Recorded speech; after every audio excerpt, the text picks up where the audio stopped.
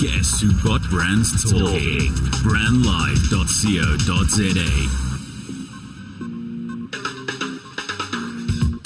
Hello and welcome to Creative Ghettos, the show that explores various creative industries and profiles the Africans who push them forward. Each week I spend 30 minutes unveiling excellent and inspiring individuals within creative industries, including but not limited to fine art, architecture, design, food, film and publishing. My name is Kwanele Kunene. Thank you for joining me right here on brandlive.co.za. The Creative Ghettos team was invited to attend this year's Design Joburg exhibition, which took place from the 25th to the 27th of May at the Saturn Convention Centre in Johannesburg, South Africa. The event is only in its second year. However, the level of fresh thinking and fine-tuned execution from all the interior designers, architects and artists was fit for a 10-year milestone. I had the pleasure of chatting to a few key figures from the exhibition. There were just so many people to engage with, but I literally could only speak to a handful. One of them being Andrea Kleinloch, who is one half of Design Joburg's creative director team, the other half being Megan Hess. Andrea kicked things off by giving us a hint at what the mission was for this year's exhibition, and this is what she had to say. 2018 was an interesting year. So 2017 was a tough year. It was a year where we were approached to bring a design show, I suppose, into the spotlight again, and make it desirable to be part of it. And I think in discussing 2018, you have to refer to 2017 because 2017 was inaugural. We launched a platform where we focused on people working together, collaborating, rather than each person taking their own little stand. So we said, take bigger stands or contribute to that stand and basically therefore create a much more holistic view of an entire scene than just chairs, just couches, just tiles, just taps. And you'll see a lot of that in the show. Like, it's not just one thing. It's always a whole picture. And 2018 is the sort of almost the beautiful result of 2017's hard mile. So it was almost like a continuation. Yeah.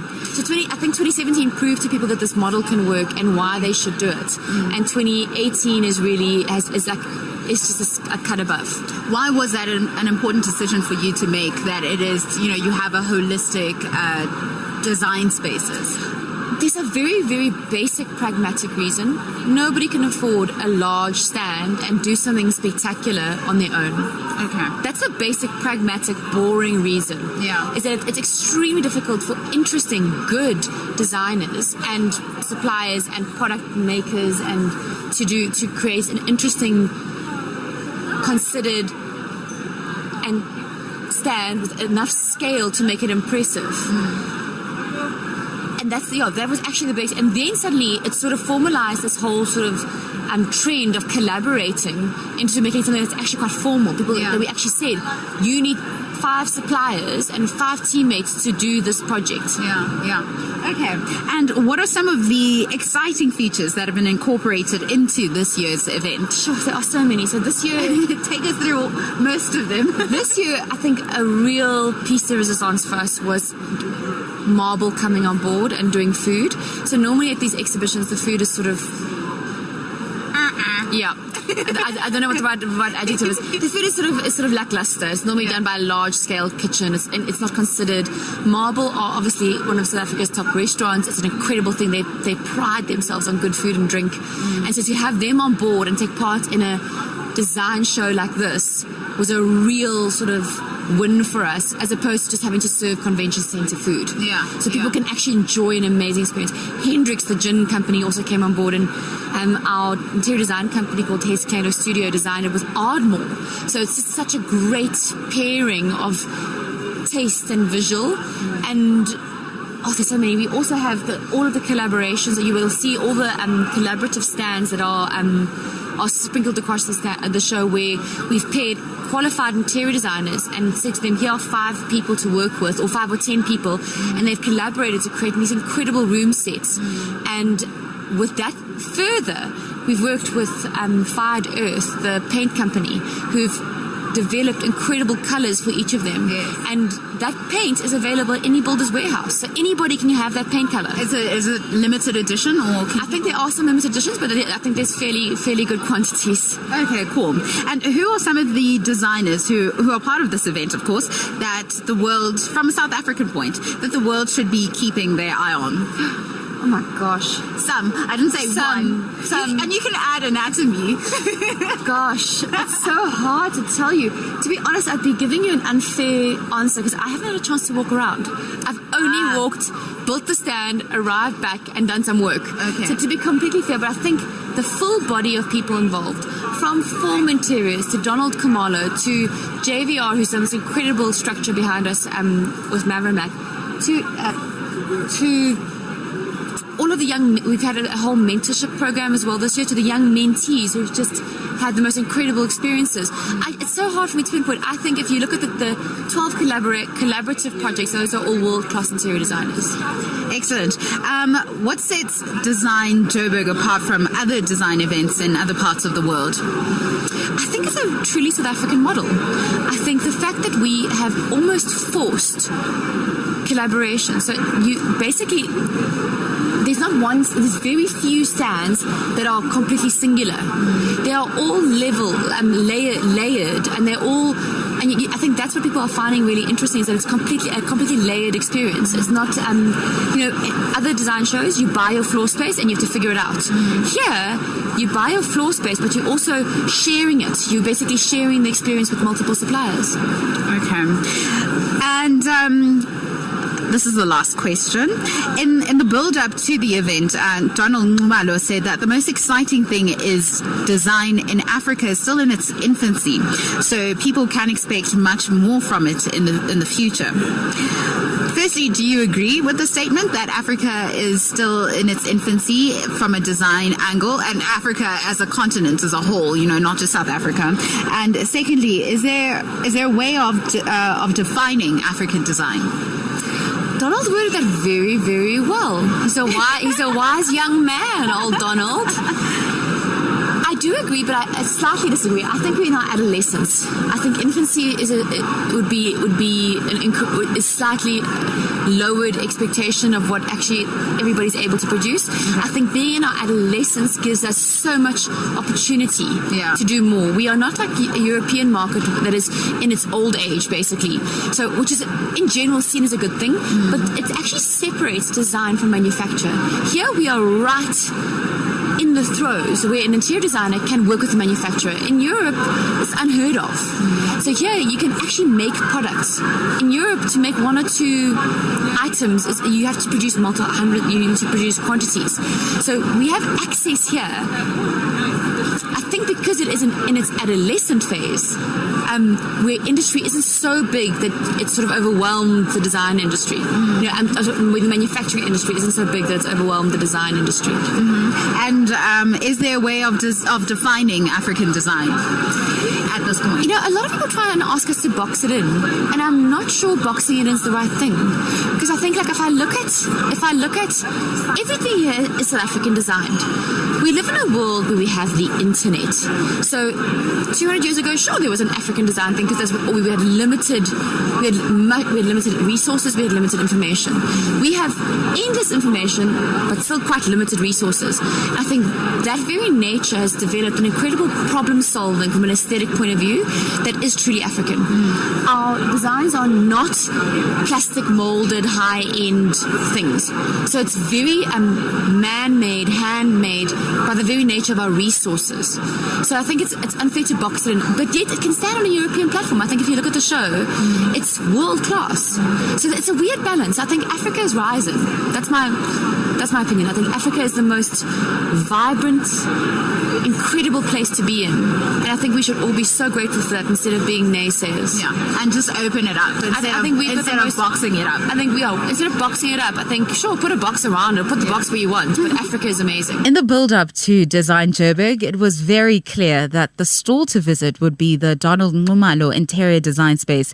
Donald Kumalo's rise within the industry has been as stylishly luxurious as his ideas.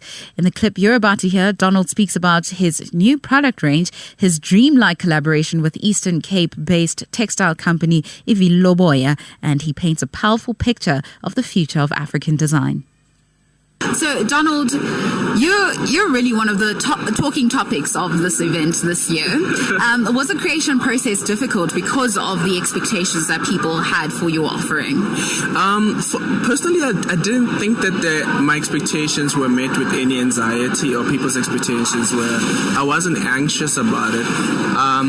We are launching Donald Interiors because previously we'd been known by DNX Interiors, and that was a name I came up with when I was in varsity. And then suddenly, when I started working, I realized that Donald Nxumalo was the person that people came to trust, believe, and invest in. And I didn't have to hide behind an AKA like DNX or an abbreviation. It says a lot about the kinds of fears that we hold as black entrepreneurs and black creatives.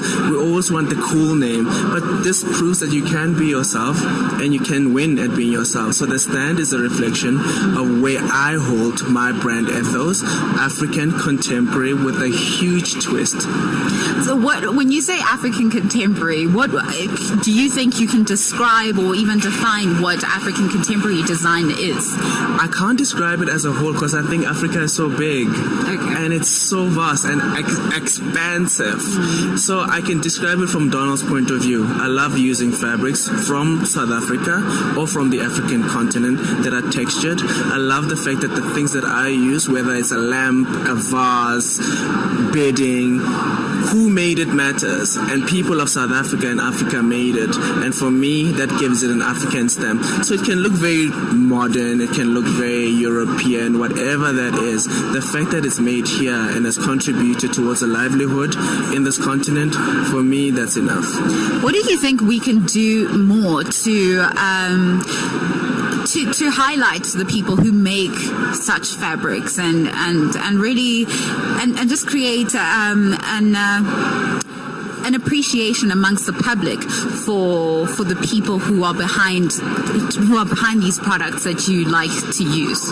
I think the designers are the people that present all these products to their clients, and from then on it even filters into the media. I think that the designers have a responsibility to present as many options to their clients as possible, and as such I take that responsibility very seriously.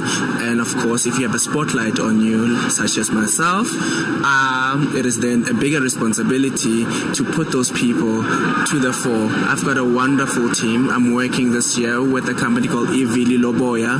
They have sheep in the Eastern Cape. They shear the sheep. The wool goes through a process, and voila, you've got fabrics in South Africa. In the Eastern Cape. In the Eastern Cape. Great. And do you know they brought it to me last night at 8 p.m.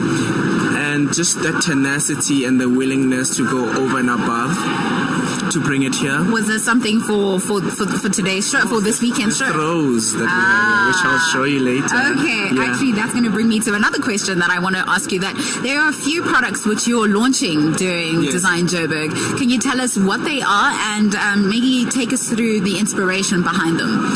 I'll start with the inspiration. The inspiration has definitely been my grandmother, and from my maternal side I've seen lots of crafts, and my grandmother used to weave mats, and I could see all these different intricate patterns that she used to do with like yarn and a battery on the other side. I don't know if you've seen how they make these, and just reflecting now because she's no longer, I'm able to see the process, how long it took, and for me I've come to see that is luxury. Somebody taking time to do something or make something for you, that's luxury. So it's a way of redefining that luxury. So I'm redefining luxury by bringing you objects and projects that I have personally taken the time in. So I've given you candles that are super large. Yes, I love super that. large. I mean, always large, always. Did you see the stand? And very, very, very. The scent is very soft because I don't want people having headaches from the scent. But I went and I tested the oils myself. I mixed different oils myself, and it took us about this was weeks and weeks and weeks. And obviously finding the perfect container for these candles and mixing the beeswax with the wax and all these oils inside of it to give you a perfect blend of candle. And also also we have the scatter cushions, which are embroidered and crocheted. The which bird of paradise. The birds of paradise. Yeah. And then we've got, and then the wonderful team of Ivili have given us scatter cushions with the protea, my favorite flower. Again, a bird of paradise in the name. So it's all these objects that I love that speak to me initially, and I've just come and I've just put it all together and curated it in this wonderful space. Excellent. What are you hoping the result of the show will be for you personally and for your company, Donald Ngumalo Interior Design? One thing that's always not bothered me, but I felt was a mandate, there was never a black designer that has just reached the stratosphere in South Africa, and having been told time and time again that we were poised to be that company, I wanted to show people our capacity, that we are a team. Beyond my name, behind all of that is a team. Project managers, we've got people in the costing department, we've got drafts people, we've got decorators, and we've got a wonderful team and support structures from the fabric houses in South Africa that help us put these things together. And we're able, willing, and wanting to take on the big projects that are available in this country. So here we are. Use us. Okay. And lastly, what does the future of African design look like according to you? The power of collaboration is the strongest thing that we have. Yes. I see myself collaborating with a company from Lamu, Kenya, and Nigeria. Let's have all of that here, and let's see that mix, and let it be visual, and let's collaborate. And if one of us wins, we all win. Yeah. Less competition, more collaboration. Don't compete and don't compare. Okay. Up-and-coming designer Tshepo Sealetsa, who was chosen to be part of the Collab mentorship program under the Mavromac and Gatehouse team, speaks about his expectations prior to Design Joburg, his vision for the Mammoth project, which was really the biggest stall at the convention center, as well as the opportunities he's experienced throughout the mentorship period. Tshepo, tell me, coming into the Collab mentorship program, what were some of your expectations? Mostly some of my expectations were to learn more about the industry, because I feel like I'm still at a point in my career where I'm still trying to solidify the foundation of my career, basically.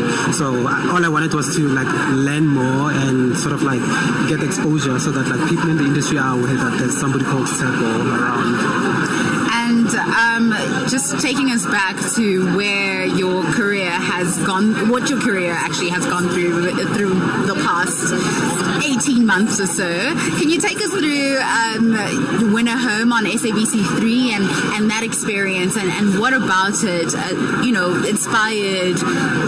inspired the act to be part of Design Joburg this year? To be quite honest, this has been quite a really, really, really long journey. From the journey really began when I entered Winner Home, which, that time I was just trying it out, because I had prior to last year, I had tried entering, and then nothing was happening. And then last year, Kwanele and I were just okay, we're just gonna give it a try. Yeah. And then finally, we made it into the top 3 finalists, which was a big deal and very exciting. Yeah. So I got to partner with Kwanele Kunene, who's a fine artist and a good friend of mine, to work on remodeling the house that Winner Home had assigned to each of the top 3 finalists, and that had been quite an amazing journey. We got to learn a lot as well on the show. So please take us through what your vision was for this year's Design Joburg project. My vision for this year's project for collabs was, basically what happened was, with each and every collab stand, they have an assigned theme, and then with Mavromac and Joe, they didn't really give them a theme. So it was that thing of just being experimental and creating our own theme. And then which the theme was sort of to showcase Mavromac as a lifestyle brand, instead of Mavromac, the fabric house, and Gatehouse, the brand that sells furniture. And so the basic idea was to showcase the brand, the Mavromac and the Gatehouse, as a single brand, a single lifestyle brand, basically. Yeah. Okay. And what are some of the key lessons or even ideas that this experience has taught you and you feel you can take forward into the greater part of your career? The biggest lesson of them all is to always develop your own creative identity, because as a designer, that's what's going to set you apart from everybody else. If you just going to go around doing what everybody else does, you're just going to blend into the background and not stand out. Which design ideas, in your opinion, have pushed the boundaries of creativity, apart from what you've done? Or you can add yourself. To be quite honest, I still need to walk around and take each and every single stand, because I feel like at this point I'm still overwhelmed by everything. Yeah. Still everything just comes down now because we've been running around the whole week. So I still need to take a moment and digest each and every single thing that's happening around here. But then so far I got to check out Donald's stand and I was quite impressed with what I saw. It's quite like a masterpiece. Like, I'm very, very impressed. Yes. And also because he's launched a few of his own products, which is something that we're all looking at having more South African designers create, because do you think there's room for that right now in African design, and in fact in the world, for more African designers to create their own products and have people buy into them in an enthusiastic way? I do feel that there's a market for African design, because I feel like that's where, like at this time and day and age, I feel like that's where Africa is where the rest of the world is looking for inspiration. So I believe that there is a market for us, definitely. And after this, can we expect some of your own your own products or something special and unique and completely from you? Definitely. At this point, I just registered a company with my friend. So, I'm not gonna say much. Give away much. Okay. Yeah. Don't say what it you needs to be a don't surprise to want to say. everybody. We just registered our own company, and then on my personal side as well, I wanna take forward Tshepo Siyaletsa as a brand. Okay. Yeah. All right. Thank you so much. Tshepo also talked about some of the opportunities that came from the Collab mentorship program with Mavro Mac and Ghettos. One, we had the biggest space to play around with, so we broke it down into 3 spaces, which the 2 cube boxes are housing some of Mavro Mac's favorite pieces, and then in the circular dome Mavro Mac is launching their outdoor range of furniture, which is a rocker chair and I a see them. They're inside the actual dome. Yes. And then the nice thing is I got to be part of that process. I got to be part of the design process from the beginning, and with the light I was given the opportunity to sort of design it myself, and then we got to develop it together as a team. Same applies to the furniture, which was a really, really amazing opportunity, because long term I'd love to sort of launch my own range of furniture as well. So Nelson Kubega is the force behind Omni Design. This year, he collaborated with American manufacturing company Kohler. Through this partnership, Nelson conceptualized and brought to life the most striking bathroom. I just wish I had the words to describe the shower you put together, but I'm afraid you just won't believe it. This is what Nelson had to say about his company as well as his involvement at Design Joburg 2018. Nelson, please tell us more about your company, Omni Design. Omni Design is it's a South African-based interior design company. We're very much inspired by everything that's Africa. We believe Africa is the future. Africa is now. And basically we focus on hospitality, workplace design, residentials, and we also do a collaboration with other designers, since we are up and coming design firm. So we believe collaboration is key in driving the brand forward. And in fact, today you have collaborated with an international brand, Kohler, right? Indeed. Tell us more about the collaboration and how it was, the process to getting here, and also just the type of support that you got from the company itself. Yeah, well, Kohler is a great brand. I was actually fortunate to being called by them, and they've actually asked me to collaborate with them on designing a bathroom that best describes what the brand is all about, that best reflects the brand. So when I first got the call, I thought, okay, the best way to do it is to go bold. Kohler is about being expressive, it's bold. It's about breaking the norms. So that's why my stand is all inspired by sort of like an African feel, and everything you see around here, it's not a conventional bathroom. In fact, that is so true, because the print on the wall behind us is very striking. It kind of reminds me of the Matrix, actually.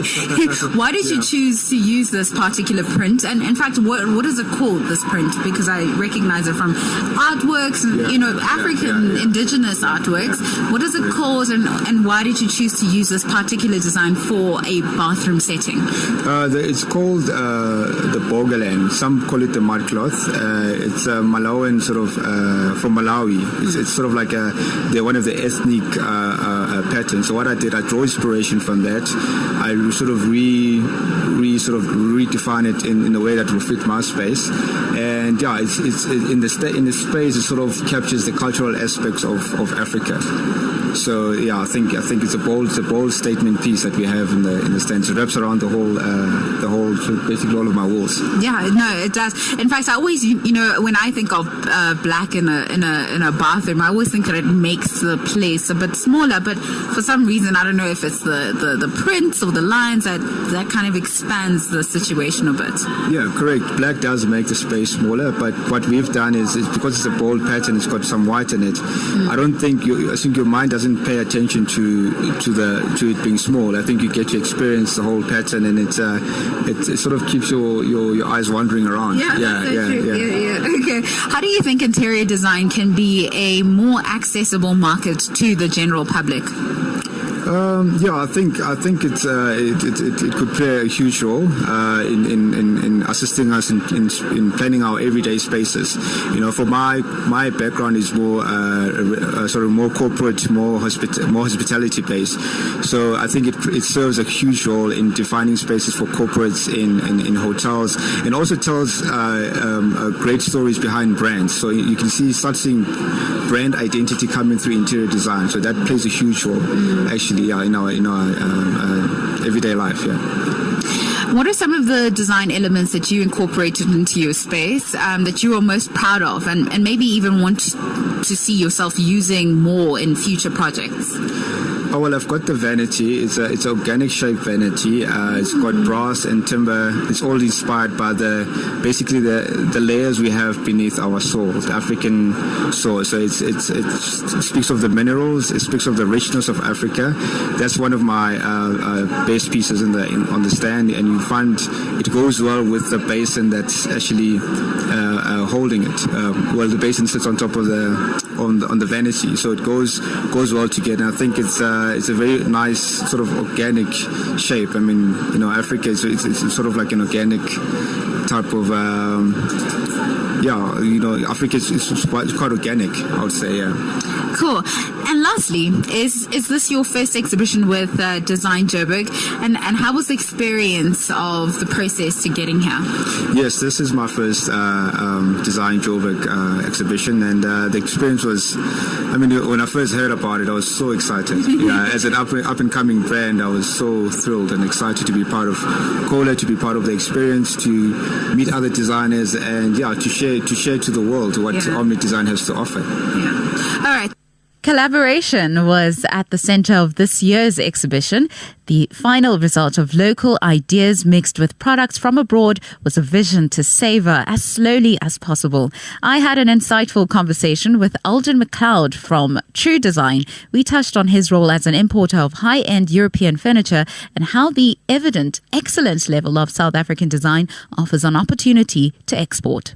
Yes, Design Joburg is in its second year. What are you feeling from this year? What is different and what is very exciting about the design industry as a whole in Africa at this point?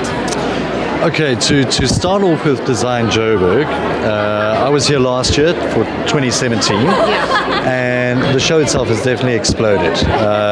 It's chalk and cheese compared to last year. Massive volume of people, lots of interesting exhibitors, definitely setting a very interesting bar, for 2019. So very exciting. What I am seeing is quite a lot of interest in local stuff. I think the bar has really been raised there. For me as an importer, this is really fantastic because import goes hand in hand with export. So that's the main goal at the end of the day. Is we're bringing Europe to Africa, but essentially we want to take Africa to Europe and to the rest of the world. So it's fantastic to see the level of local design, local manufacturing really stepping up, and really becoming on par with the international brands. It's fantastic. It's fantastic times. So most of this exhibition is really about collaboration, and there are lots of companies that have collaborated with different designers, whether it's interior or even industrial design. What is it that makes the idea of collaboration so important to exhibitions like these? Oh, look, I mean, at the end of the day, I think that the old business model of standing alone and trying to get a slice of the pie, so to speak, it's non-existing. Nowadays it's all about collaborating, pulling forces together, which is differentiating companies. I mean, at the end of the day, it's the more people come together and merge together, the better. You deal mostly with international brands, and I mean, Cartel, Casina's not here today. What are you? I know earlier you were mentioning how local design is becoming very prevalent in exhibitions like this, but what do you think that, in terms of creativity, that we can all learn from each other when we exchange ideas with international brands and they exchange ideas with African brands? Oh, most definitely. I think the major thing is, most of the international brands incorporate designs from what's known as the Archie stars. So it's literally guys like Philippe Stark, Patricia Ukiola, Todd Bacher, Marcel Wanders. I mean, these are the pioneers of tomorrow. And I mean, how fantastic would it be to have a South African in that mix, and say, look, yes, this guy is from South Africa, or this woman is from South Africa, setting us on an international stage. I think, and the more people get exposed to the quality, the designs from Europe, the more they're going to push themselves and really step up to the plate. And you can see that. It is happening. There is definitely a revolution in design, local design, not just from a design point of view, but also from a manufacturing and quality point of view. Okay, and lastly, for True Design, which is your company, what are you hoping to see yourself achieve after such a successful exhibition? Look, our emphasis is always on the brand. This year we're doing Cartel standalone. It's a very standalone store, exactly. So it's exciting. so it's very much, Cartel is a brand. It's a full spectrum of products, from small tableware to plates, you name it. Everything is there from Cartel's side. We're also, funny enough, doing a collab with Tristan, so we've incorporated. That's right. So we've incorporated some of our Moroso diesel furniture there. So it's a very different feel compared to Cartel. So for me, what would be a perfect scenario? Design Joburg is in its second year. What are you feeling from this year? What is different and what is very exciting about the design industry as a whole in Africa at this point?